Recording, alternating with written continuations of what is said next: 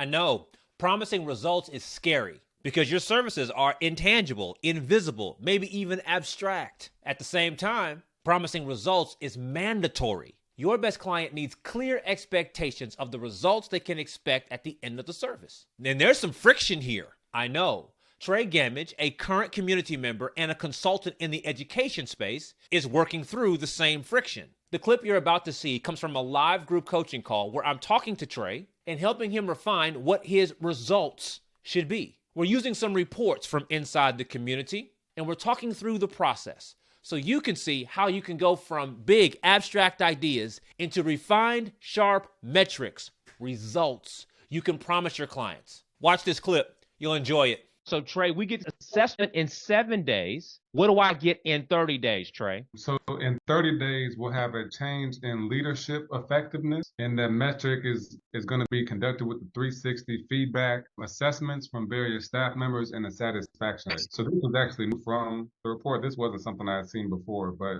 I think this was the simplest without me trying to add a bunch of extra stuff to it, keeping it clean. So that means, Trey, that in your service, if we're going to measure leadership effectiveness, then there's somewhere you're going to score it, right? There's got to be a measurement. So how are you measuring leadership effectiveness? I don't have my specific questions at the moment. I just did this part this morning, but how it looks right now, I have a satisfaction survey. And right now, the service is the training. So there's satisfaction surveys. How was this rating? How was that rating? How do you rate this? It would be a similar format. Was your principal more engaged? Was your principal more helpful? A couple, 2 or 3 questions like that where we can measure that leadership effectiveness of it, but I don't have those questions intact yet. Thank you for your honesty. I'm less concerned about the questions. I'm more concerned about the metric. So I'm a principal. I bought your strength-based training service. I'm excited to do it, but I want to know that I'm going to be better in 30 days than I am today. What number are we going to use, Trey? Tell me now. What number are we going to use? The number will be used to be better in 30 days is staff engagement, but I don't know what that number is. As a result of you understanding your leadership strength, you'll be able to connect better with your staff. Would that be a thing? It could be. That could be a metric. That could be. And Trey and everybody, you can create custom tools or create custom metrics. So when I say metric, it doesn't have to already exist in the world. The first thing you're hearing me scream that there must be a metric. Mm-hmm. There must be a single metric. Okay. So then this idea of custom metric. So Trey, you could invent a metric called leadership strength. I'm making it up. You can do it up, whatever. Right now, leadership strength. So there could be 5 critical questions that you come up with to assess leadership strength. How well do you listen? How well do you communicate? How organized is your desk? I'm making these things up. How well do you manage your budget? And do you eat lunch every day? Do you have professional balance? Go get the recording and replay what I just said. So you ask those 5 questions in the beginning. I'm assuming on a scale of 1 to 10, they'll be somewhere around a 2. So then you take those 4 numbers, you take them, you add them up, you average them. They got a 2 out of 10. So then at the end of 30 days, we take that same assessment. How well do you A, B, C, D, and E? Take those 5 numbers, you divide them, and out of 10, that score is now a 5. They've improved 3 points. That's good. I was question. This might be a gap for me to bridge because I'm kind of transitioning from community service to an individual service. Yep. So what I typically am looking to measure is the increase in staff engagement and the increase in staff well-being. But part of what I'm hearing is that because I'm focused on solving the principal's problem right now, the staff metrics might not be as important or urgent to the leader as their own what's on my desk type of. Is that what I'm hearing? I gave you an example. Apply thing number 3. You just introduced thing number 1 and 2. So right now you are fuzzy braining yourself. Please go top of this document, please. That's who we're talking to. Right. So I'm asking you what's most valuable to her. Now, if you tell me that her strength-based assessment is most valuable to her, well then great, give her a strength-based assessment.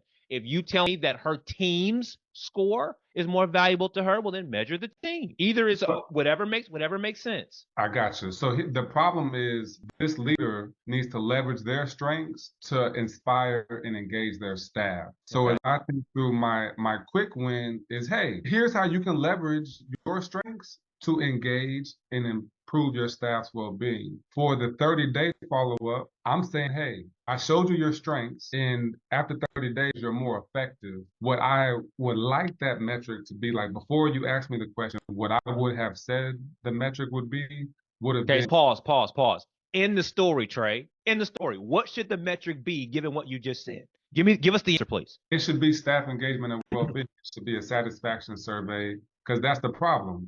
How do I use my leadership strengths to inspire and motivate my staff to be more engaged? And so at the start, I'm going to show you how to leverage your leadership strengths. In the first 7 days, I'm going to show you how to make that leverage. At the end of the 30 days, I'm going to show you staff engagement and well-being metrics that show you that there was a change in effectiveness. Okay. Are you okay with that? Does that sound good to you? Does that feel good to you? That's music to my ears. I was trying to wait. I was trying to takes you back. So don't give me two metrics. Give me one metric, Trey. Give me one metric to focus on. I'm a principal of a school. I care about the engagement of my staff, etc. So then what is the one metric I'm going to get at the end of 30 days? Staff engagement. Staff engagement. And tell me what does that mean? What are we measuring with staff engagement? What does that mean simply? Simply, it means that the staff is showing up in a good mood. It means that there is less conflict during the day. When people walk in, they're smiling, they're not frowning. Yesterday, I was on the campus and everybody said it was a long day and was ready to go home.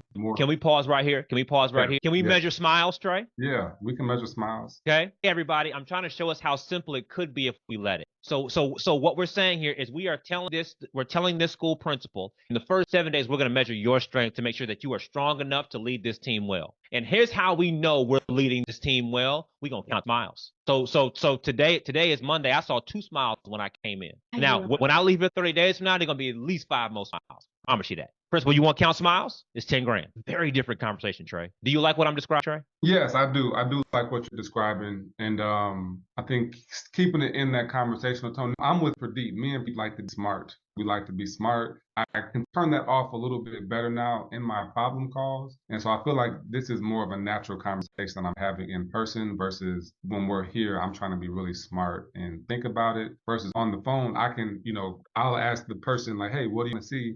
And I've got notes that say similar things to folks not smiling, but it might be, there's conflict amongst the staff, people not getting along.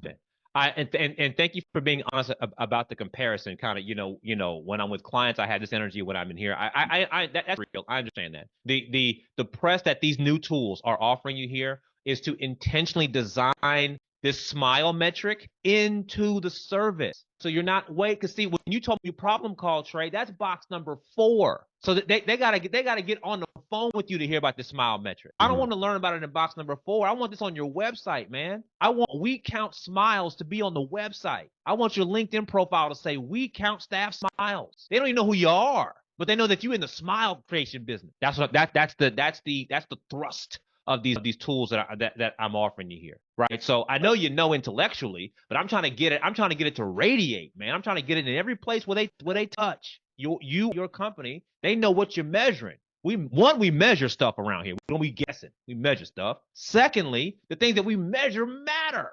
Do you want your staff smiling more? Right? I know I'm leaning in here, but I want you to hear what it sounds like and hopefully feel it a little bit. What if your website says We Count Smiles? Crazy, nuts. No one talks like this, by the way. So if we talk about differentiating your services from someone else's, we have instant differentiation now. And it doesn't matter how long you've been in business. It doesn't matter how much alphabet soup you got behind your name. It doesn't matter. You are now immediately different than everybody else down the street because you're counting smiles. The other person's talking about some strength-based assessment they made up. And by the way, final point, which one's more fun to talk about? Is it more fun to talk about smiles or is it more fun to talk about strength-based yada, yada, yada, yada? One of them's way more fun. Having the right structure for your services is so important. And if you need help with that, please watch the video on the screen right now and walk you through the entire process on how to structure or productize your services better.